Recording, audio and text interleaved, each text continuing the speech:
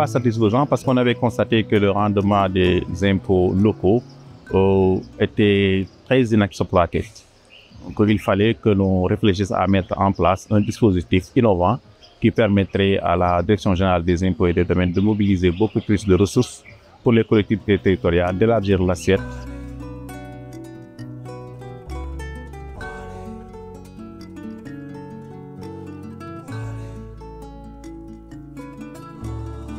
Au début, le recensement était manuel, donc ça se faisait sur des fiches de maison en maison. Aujourd'hui, il y a un dispositif informatique qui est mis en place pour permettre effectivement aux agents de recensement d'être très efficaces dans le travail qu'ils font, mais aussi, une fois que les renseignements sont collectés, de les traiter très efficacement à partir d'un système informatique robuste puissant.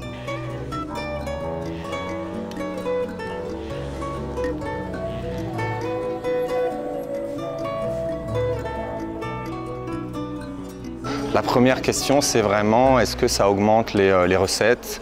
Est-ce qu'il y a des gens est-ce que les gens reçoivent plus d'avis? Est-ce que les gens payent plus? Et à la fin, est-ce que c'est efficace du point de vue de l'administration? Le deuxième aspect, c'est comprendre ce que ça change pour les gens, en fait, d'avoir ces nouveaux... pour beaucoup de gens, c'est la première fois qu'ils reçoivent des avis d'imposition et comprendre un peu ce que ça change pour eux dans comment ils interagissent avec les administrations et ce qu'ils pensent des administrations au quotidien en fait.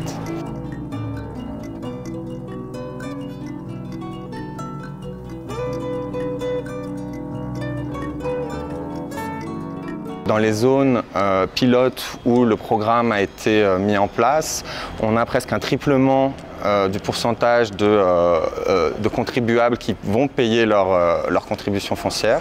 Donc c'est un résultat très positif de ce côté-là.